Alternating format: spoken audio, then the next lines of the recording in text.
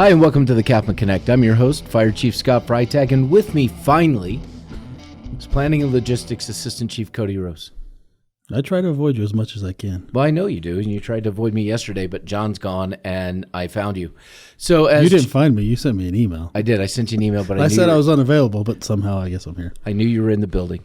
Well, and there's a couple things we want to talk about today. One is some things with planning and logistics, but the other, Jonah just reminded us about, it's the football for Bradshaw Mountain. What can you enlighten us?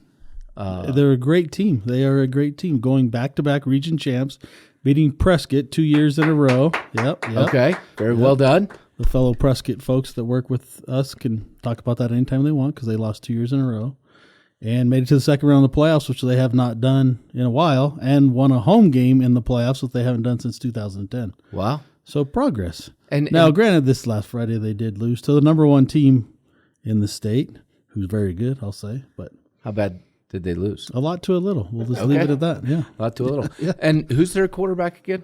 Right now they don't have a quarterback because the season's over, so the quarterback is not there. So the previous quarterback was Grady. Grady Rose. That's the same last name as yours. Yeah, it's weird. It is. Yeah. He's a good kid, though. I like him. Grady, don't worry about what your dad says. I like you a lot. But you do need to pick a college. So just saying. So that's the start. But now let's get into CAFMA and planning and logistics. There's a lot happening in your division because you oversee fleet tech services. Jonah needs more people. I just put that plug in there for him so he knows that I support him. Jonah, I support you. Warehouse division, facilities, and fire prevention. How's things? Busy. And we need more people, just like you said. As most people know, prevention's losing Rick Chase at the end of January. Brett Mills is also leaving in January, so we have two big shoes to fill there. And then Brighton Birch is leaving at the end of this week, so by the time this airs, he'll be gone. So we have another mechanic position that we got to fill, and we'll see. We'll see how it all goes. We're going to test for that. We're waiting until January, so the holidays can be over. Okay. And try to get a large group of people and hopefully get the best candidates for each one of those positions. Well, and I think we're seeing it now, too, because we're looking for an admin specialist, potentially two admin specialists, and we're just not getting the applications. Now, part of that is because of the environment where we live. It's very expensive to live, and these entry-level positions don't pay as much. So that's a challenge to recruit people. So, yeah, I think it's better if we wait until January to put these other positions out, but they're going to be significant because the one thing we know about prevention is it's very hard to find candidates and attract candidates, not just in Arizona, but in the West. Yeah, exactly. And that's just, you think of the inspector level, the lower level within there. Mm-hmm. We're looking for a fire marshal. So I'm sure that's going to be a difficult task and challenge, but Patty within HR and the rest of the HR folks, I think, are going to do a good job. And I think we'll get a great candidate. We'll see how that all goes. But the goal is to have that person in place by April 1st. So. Okay. And then we'll look for Brett's position once the new fire marshal's in place. Correct. We'll let that new person that's going to be in that position have some say in what we're going to do in that and what that person's going to be. So, okay. Yeah. Now, for Brighton's position, because Brighton was a mechanic one, so what are we looking for in that position when we put it out in January? So we'll do a similar testing that we did when we hired Gerald, who was a mechanic 3, but when we put that out, we opened it up from anybody from a mechanic 1 to a mechanic 3 range. Right. And then we want the person that's the best fit within our organization outside of just their knowledge. So if it's somebody that doesn't have a whole lot of knowledge mechanically, but can follow through with the testing process that's there, we want that person that's a better fit rather than somebody that may have a ton of mechanical knowledge, but it's not going to be the right fit. So we're not specifically saying we have to have mechanic 1. If there's somebody that has a little more knowledge, a little better, and they're going to be the right fit and they're mechanic 2, we'll take that person as well. Well, let me ask you this, just from your perspective, now that you've been in your position for a while and the organization's going to continue to grow, which means additional, not just people, but fleet as well. I know Dominic had talked about it at one point, but how do you feel about the concept of, hey, we need to have maybe 4 full mechanic 2s and 3s, but we also need to find someone that can do the light work on some of the smaller vehicles, kind of that entry-level apprentice type position for oil changes, tire rotation balance, those types of things. Yeah, and that's definitely a need just in light duty vehicles that we have around staff vehicles, what we call them. But there's a lot of them. I think there's 26 if I remember right. But it's in the 20s of those that we have. Right. And like you said, as we keep growing, those are going to keep growing, and that's a full-time job for somebody to keep those up and keep those maintained as well as our backup vehicles. We have several of those. The wildland vehicles are now at fleet, so maintaining those and make sure they're ready to go. Yeah, there's plenty of work for somebody just to work on light duty vehicles. Wow.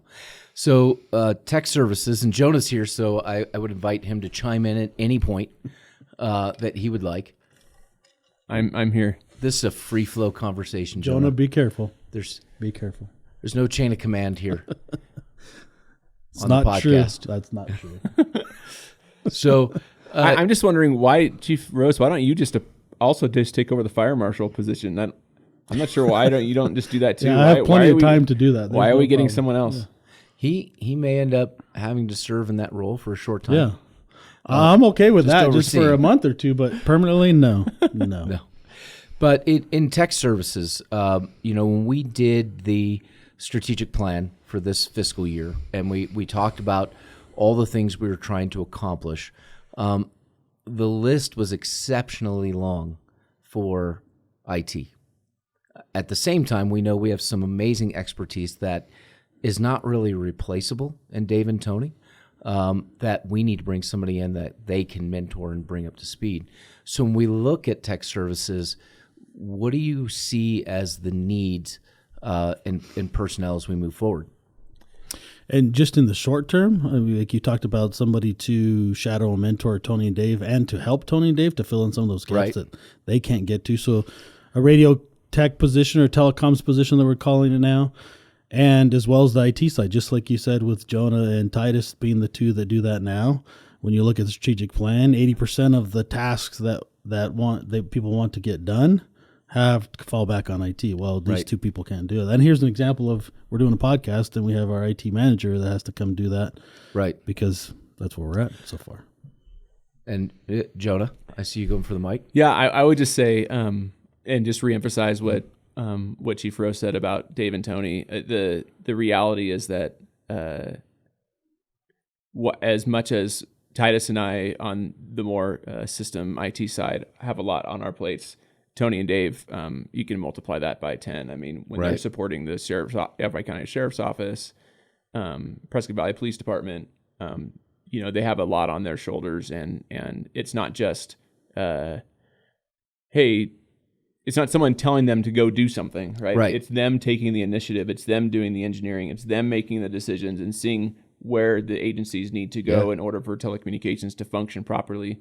And then a lot of times fighting those battles of trying to get people on board and get people to work together. So they desperately need some more help over there. And that's why we're looking to fly a position at the beginning of the year. Well, and if you look at, a lot of people don't realize the jail that's being built in Prescott right now is under the Sheriff's Department. So the radio communication system for that building are actually being installed by Tony and Dave. I mean, engineered and installed. Right? Like they're the ones that developed the entire system. Right. Yeah, and I think a lot of people don't understand that or don't see that. You look at them like they work for CAFMA and they make sure our radios work great, our towers are great. Right. And they do an awesome job with that, but the stuff that's outside of that. And we don't technically have a contract with DPS, but they integrate and partner with DPS on a regular basis too. But just in the jail it's stuff for YCSO deputies outside. It's stuff for us to get in there, so fire and PD to get in there. But there's also the people that work within the jail that have to have radio comms as well, and they're doing all of that. So yeah, it's amazing the stuff that those guys get done in the time that they have for two people. It's interesting. I just had lunch with an outgoing board member, one of our favorite people of all times, Darlene Packard, and we were talking about whether somebody outsources to get a job done or they do it internally. And there's some discussion because of the way things have been done over the years, not necessarily inside our agency, but in other communities around here where a lot of things were outsourced. And when the new manager for that comes in and says, well, why do we outsource this? Well, it's cheaper. Well, how do you know that? Well, if you just look at it from the standpoint of, hey, we're not having to pay the long-term pensions for these people, the retirement systems, the healthcare costs, et cetera. You could look at that and say, well, yeah, it may be cheaper to go outside, but if the work's not getting done with your outside contractors, then you're paying money for nothing, which is a waste. Mm-hmm. And I explained to her, I said, in CAFMA's case, and CYFD as part of CAFMA, they started doing all their own fleet maintenance, because when you looked at the cost of taking the engines all the way down to Phoenix and the logistics of that, there's a cost benefit to doing it yourself. Tech Services is the same way. The town of Prescott Valley had a communications company out of Flagstaff who was doing their work for them over the years. They paid far less to them than they do to us. The difference is that today their radio systems actually work for their police officers, which has greatly improved their overall safety versus what they had before. So there's more to looking at. Is it cheaper to bring it internally, or is it cheaper to outsource it? The reality is you have to look at what's the cost benefit. If I'm paying out for nothing, then there's no return on that investment. So I think when we look at our tech services and we look at the fleet and some of the other things that we do here, I think we're far more efficient than otherwise. And the customer service that you get with that as well. Some of the stuff that we were outsourcing when I first started, mm-hmm. the phone calls, people would be on phone calls over and over and over, getting that done, and something sitting there for weeks on end, not getting done. Now, when it's internally, we can go to that person internally and say, hey, what's going on? Right. They tell us what's going on. They can fix it. Then there's that direct communication link that can happen, as opposed to somebody being outsourced, and most of them weren't from here. So the time of getting stuff done was far longer than what it currently is with our people. Well, and we can set the priority as well. Yeah.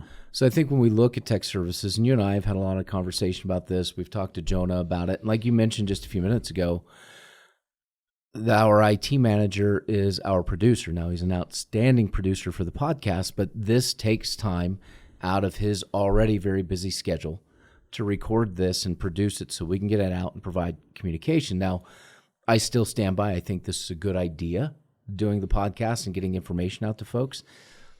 I don't necessarily believe it's a great idea to pull our tech manager all the time away from his other responsibilities based on the size of our tech division currently in comparison to the level of work that they need to get done. Yeah. So I would guess that we need to look at a network engineer at some point in the near future as well, so that Jonah can, manage and not have to be hands-on with everything. But we're also looking at that community relations position that would report directly to you. Yep.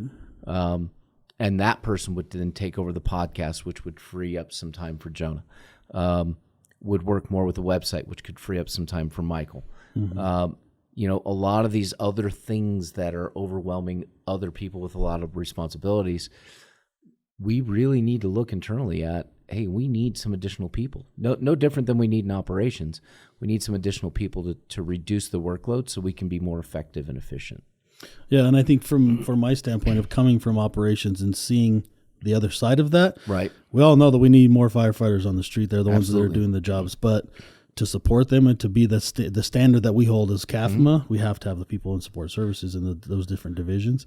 And as it keeps growing, obviously those other divisions have to continue growing. And we can make it work with the people that we have in operations and the people we have in support services and grow operations and not support services. But I can tell you that the standard will not be the same as what it is currently. And I'm not okay with leaving it that way. No, I'm not either. And we know that typically the public sees the firefighters on the street, and we get that. That's kind of the face of the organization. But this place doesn't operate, and those firefighters can't do their job if we don't have the support for them to be able to do it. Yeah. We're a system, and the system doesn't work if we don't have the personnel to ensure that they have the support that they need, whether it's ensuring their computers work, their EPCRs work. EPCR is the tablet for medical calls, connectivity to internet, technology stuff. We have to have technology stuff. Yeah. Radios, when you key them, you want to be able to talk to people, right? And that's important. And I don't know how to do that. Yeah. I think everybody that's been here for a while, when I say a while, maybe 15, 20 years, they've been on the other side of that understand of our computers didn't work for a while. When they didn't work, we call the number and hopefully they show up in a couple of days and fix it. Or, hey, our radios aren't working. What do we do? I'll get on the phone and talk to somebody on the phone. So we've all been there and seen that side of it. And I think sometimes we might get a little complacent of how good we have it or how great some of our people are in support services are. And don't understand that, but I try to tell people, go back to remember what it used to be. Right. We don't ever want to go back there anymore. And if anything, we want to continue moving forward. Well, and when we look at the internal customer service that I think that we receive from tech services, from fleet, it's fantastic. And then when we look at the warehouse, and now with Jake and Josh in there working with Eric, I think it's far more efficient. I don't know where they are as far as workload with the three, but I could see at some point they're going to need more facilities with Andrew in there and Eric, and they're doing a great job. I hear from people in the stations all the time about, man, we have a fantastic facilities team, but when we start adding additional facilities, can Eric and Andrew do all of that work, or are we going to have to look at bolstering their division as well? Yeah.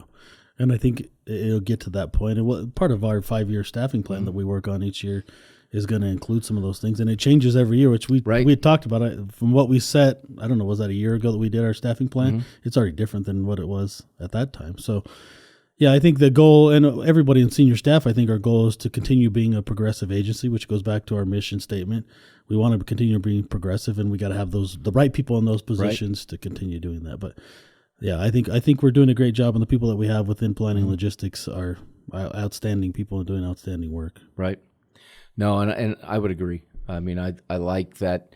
If I need something, I can call over to tech services, and Jonah is right on it, or Titus is on it. And I don't do much with radios. People get nervous when I press the key and they hear my number come across. So I try to stay off the radio unless I absolutely need it. I always say, who is that? Yeah. Is it 501 or 601? I don't remember which one it is.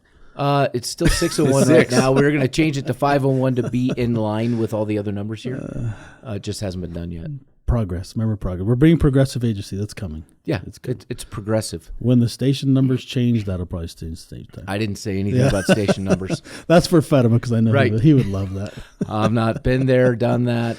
Willing to do it again at some point. Yeah. I think we need to revisit it. I mean, when you look at station numbers, I mean, let's talk about it for a second. When you look at station numbers and you look around the United States, most places you have, if you have 10 stations, they're numbered like 1 through 10.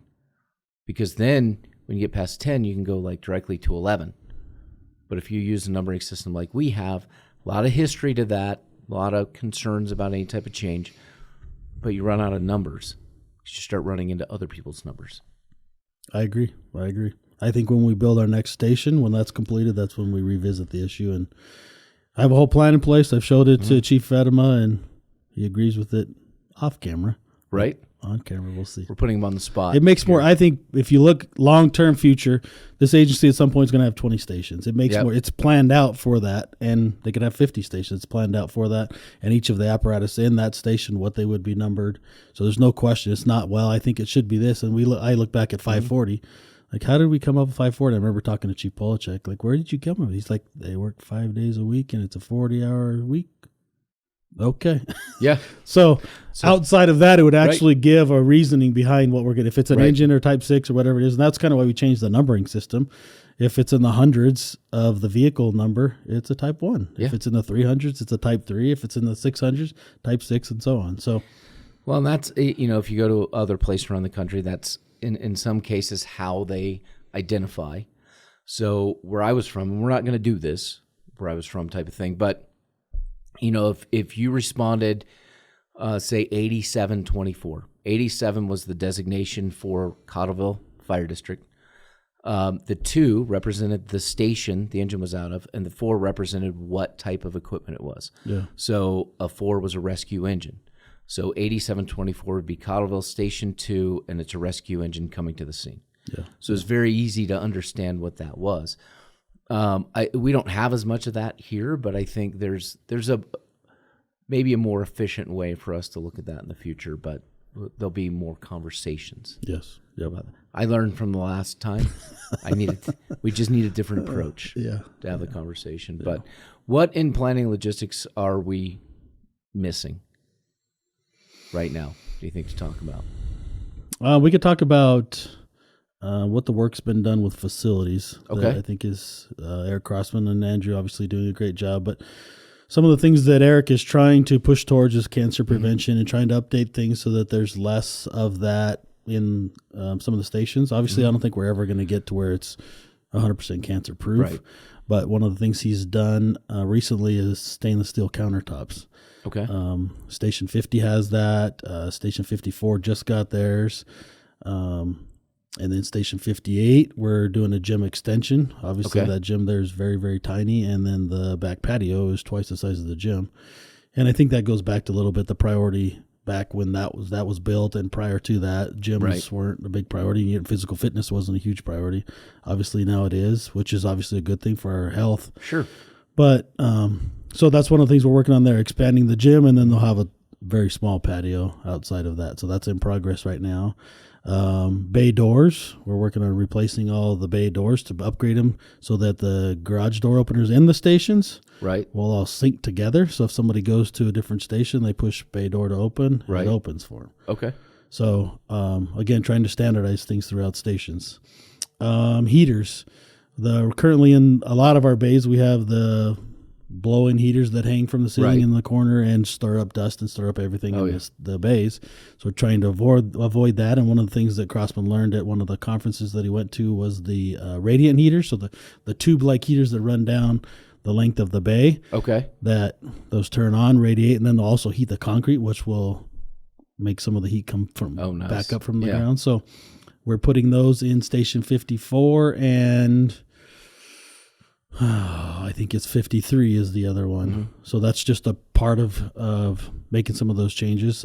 Station 63, we ordered new towers to put in there. Currently, there's not a tower at 63, and the connectivity out there has been an issue, as well as Station 62, which I think we've resolved 62, but 63 still needs that. So we have two towers, one for Station 63, one for Station 61. That'll greatly improve that connectivity out there and improve some of our signal that we don't currently have. Okay.